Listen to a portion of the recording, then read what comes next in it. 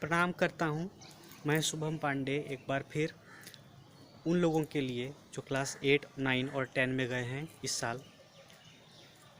मैं अपने समय में जो समस्याएं थी और अभी की जो समस्याएं हैं उनसे एक छोटा सा संबंध स्थापित करना चाहता हूँ कि हमने क्या देखा है, हमारे मित्र ने क्या देखा है। हम लोग इस सब 8, 9 और 10 में थे तो देखते थे कि जितने भी विषय हैं सबसे संबंधित अध्यायों में अध्याय को पूरी रूप से नहीं पढ़ के, जो भी 8-10 पढ़ने का लेसन है कोई भी विषय का हो, उन सब पूरे अध्याय को नहीं पढ़ के सिर्फ अंतिम वाले पेज में जाकर 8 से 10 क्वेश्चन किया करते थे। उससे नोट्स बनाना, उसी को रटना, उसी को फिर लिखना। और इसके लिए वो दूसरे चीज़ों का सहारा लेते थे। ट्यूशन के टीचर बोल के लिखवा दिए, लेकिन अपने से नहीं पढ़ते थे, या फिर क्लास में भी इस सब चीज़ का डिस्कस नहीं होता था। और इस तरह हम पूरे सिलेबस को जल्दी ख़त्म कर लेते थे। सिलेबस को ख़त्म कर लेते थे और वही काम फिर अगले विषय में जाकर, फिर अगले अध्याय में जाकर, फिर वही 8 से 10 प्रश्न करके, फिर उस अध्याय को अवॉइड करके, फिर उससे संबंधित चीज़ों को न जान करके आगे बढ़ते थे। ये विषय हर एक विषयों के साथ होता था। तो इससे क्या होता है, इससे क्या आप देखेंगे, यदि आप किसी भी चीज़ की आगे चल के तैयारी करोगे, प्रिपरेशन करोगे, चाहे वो आप प्राइवेट सेक्टर के जॉब के लिए करो या फिर गवर्नमेंट सेक्टर के जॉब के लिए करो, आपको विषय का ज्ञान होना चाहिए, संपूर्ण ज्ञान होना चाहिए।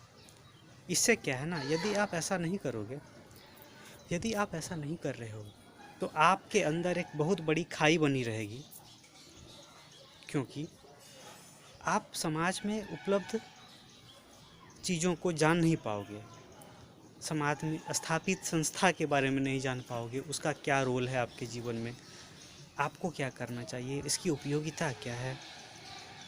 और ऐसा इसलिए नहीं होता है कि प्राय लोग समझते हैं कि समझ में नहीं आएगा चीज़ को।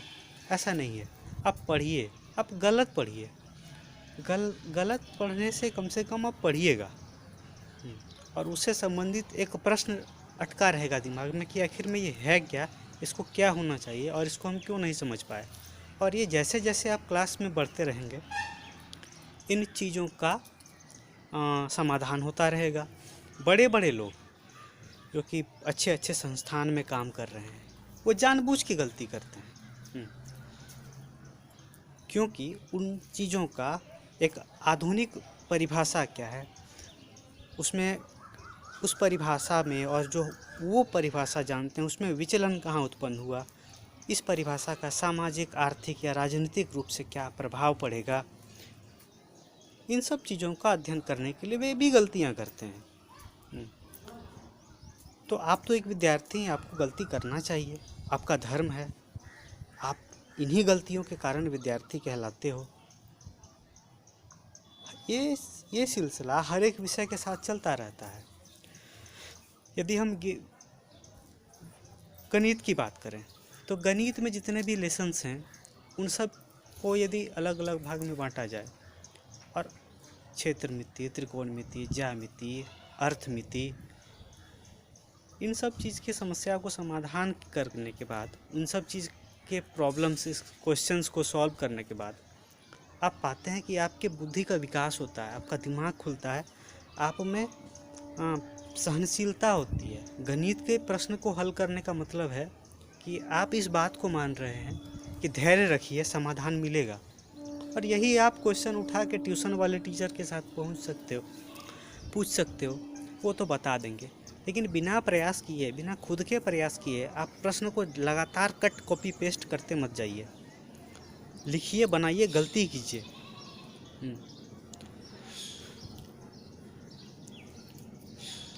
ऐसा करने से आप भले आपको लगेगा, लेकिन पढ़ाई का उद्देश्य पूरा होगा। गलती करना ही पढ़ाई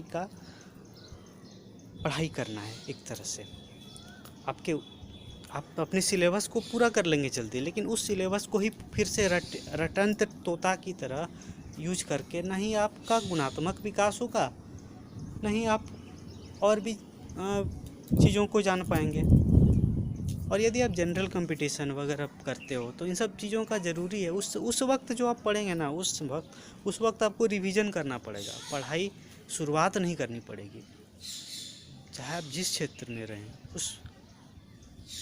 आप अपने संपूर्ण सिलेबस को आप अपने ज़िंदगी के लिए, अपने समाज के लिए आप 8 महीने पढ़िए, और क्वेश्चन सॉल्व करने के लिए 12 महीने का 11 महीने ही समझ लीजिए, 11 का महीने का सिलेबस है, तो 8 महीना अपने लिए पढ़िए, समाज के लिए पढ़िए, चीज़ों को जानने के लिए पढ़िए। 3 महीना में क्वेश्चन आंसर बढ़िया से रटा जाएगा और लिख भी लेंगे, प्रैक्टिस भी कर लेंगे। धन्यवाद।